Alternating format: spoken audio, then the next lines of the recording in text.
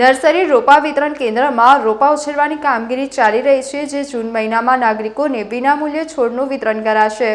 મનુષ્ય વિકાસની આંધળી દોડ જ્યારથી મૂકી છે ત્યારથી વૃક્ષોનું નિકંદન તે સતત કરતો આવ્યો છે અને આ વૃક્ષોના નિકંદન પાછળ ઘણી બધી સરકારો પણ એટલી જ જવાબદાર છે। વડોદરાની અંદર બદામડી બાગનો અડધો હિસ્સો પાલિકા તંત્ર ખાઈ ગયો છે। પર્યાવરણ દિવસ પૂર્વે મોટા મોટા પોસ્ટરો સાથે પર્યાવરણ બચાવવાની જાહેરાત કરવાની અને વાસ્તવિક ધરાતલ ઉપર માત્ર સિમેન્ટનું જંગલ ઊભું કરવામાં આવે છે। માનવ જીવનમાં વૃક્ષોનું ખૂબ જ મહત્વ છે। આપણા પ્રાચીન શાસ્ત્રમાં પણ વૃક્ષોનો મહિમાનું ગાન કરવામાં આવ્યો છે।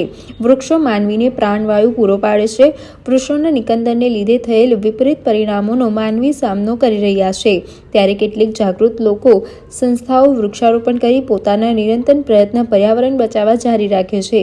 વડોદરા શહેરના સયાજીબાગ નર્સરી રોપા વિતરણ કેન્દ્રમાં લાખોની સંખ્યામાં રોપા ઉછેરવાની કામગીરી ચાલી રહી છે, જેને જૂન મહિનામાં નાગરિકોને વિનામૂલ્યે છોડનું વિતરણ કરવામાં આવશે।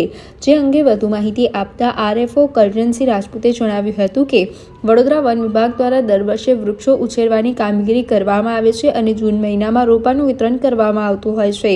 વન વિભાગ દ્વારા 12 માસ સારા રોપા મળી રહે તે અંગે આયોજન કરવામાં આવે છે, જેમાં ખેડૂતલક્ષી ઇમારતી વૃક્ષો, ફળાઉ રોપા, ઔષધીય વૃક્ષોનો વન વિભાગ દ્વારા ઉછેર કરવામાં આવે છે। આવા રોપાઓને વિનામૂલ્યે નાગરિકોને આપવામાં આવે છે। આ વર્ષે 3 લાખ રોપા ઉછેરવાનું લક્ષ્યાંક રાખવામાં આવ્યું છે। દર વર્ષે લોકોની માંગ પ્રમાણે રોપા ઉછેરવામાં આવે છે। સમાચારોના સતત અપડેટ મેળવવા માટે લોકમત ન્યૂઝને યુટ્યુબ ઉપર સબસ્ક્રાઇબ કરો, બેલ આઇકોન દબાવો અને અમારી સાથે જોડાયેલ રહો ફેસબુક, ઇન્સ્ટાગ્રામ અને ટ્વિટર ઉપર।